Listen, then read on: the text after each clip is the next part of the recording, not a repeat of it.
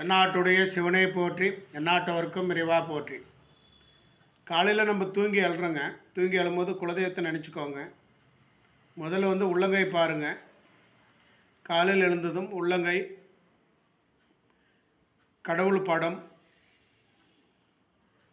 இல்லை ஒரு சில நபர்கள், ஒரு சில பார்ப்பாங்க. அவங்க முன்னாடி வீட்டில் ஒருத்தர் இருக்கா அப்படிங்க, அவங்கள பார்த்துட்டுனா எனக்கு எல்லாம் நல்லதாகவே நடக்குங்க, இன்றைக்கி அவங்க மூஞ்சில் தாங்க நான் முழிச்சிட்டு போனேன், எந்த தடையும் தாமதங்கள் இல்லை அப்படி மாதிரி சென்டிமெண்ட்டாக நினச்சிங்கன்னா அதையும் ஃபாலோ பண்ணிக்கலாங்க. தவறு எதுவும் இல்லை.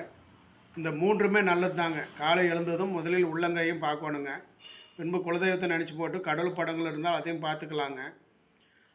அன்றைய நாள் சிறப்பான நாளாக உங்களுக்கு அமைர் நிலைகள் என்றதும் ஏற்படுத்திக்கும். காலையில் எழுந்ததும் உன் முகத்தில் தான் விழித்தேன், அதனால தான் சிரமப்படுகிறேன், எந்த காரியமும் தொடங்கலை, எல்லா காரியமும் தடை கொடுக்குது அப்படின்னு ஒரு சிலர் நம்ம திட்டுவோங்க.